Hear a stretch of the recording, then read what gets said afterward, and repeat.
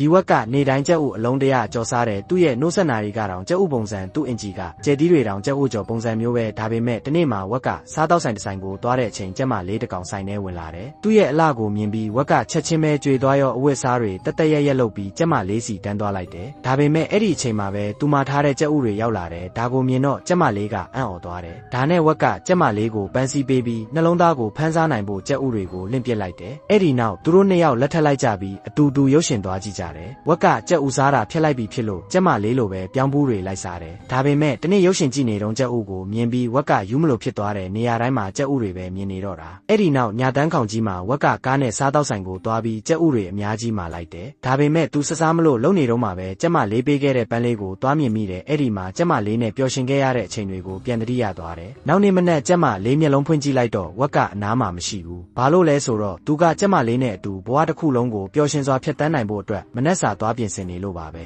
တင်ရောကျက်ဥစားတာကြိုက်လားမကြိုက်ဘူးလား